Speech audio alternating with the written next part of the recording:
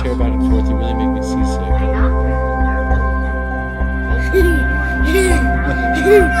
What does seasick mean? It means like when you're on a boat and it just rocks back and forth and you're like, that's what seasick means. Then you're making me seasick.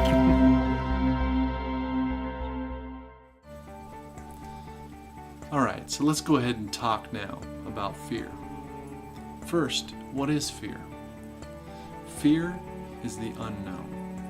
Fear is what you don't know or what you don't realize inside yourself. And what we do as humans is we plug in the worst case scenario and then we believe that that is the truth.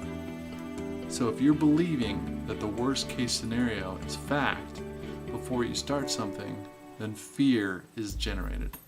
When fear is generated, that's what enables you. That's what enables you. It stops you from going forward to do the things that you love to do.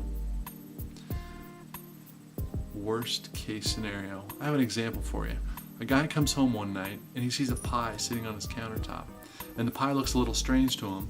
Looks a little banged up. So instead of eating it, he decides to wait until his wife comes home and then ask her, where did this pie come from?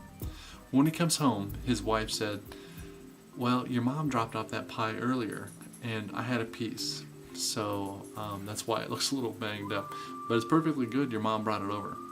So now that he knows the full truth and he knows everything about the pie, he no longer has to fear it because he knows everything.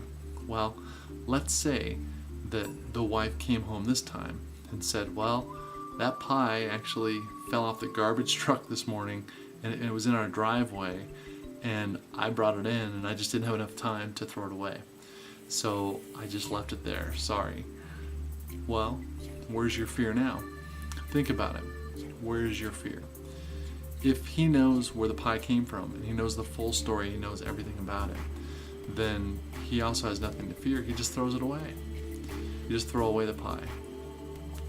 The truth is, when you understand everything, then at that point you no longer have to fear it. Because what you're really fearing is what's unknown.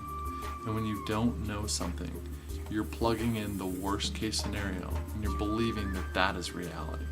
And the truth is, the worst case scenario is never completely reality until it actually happens.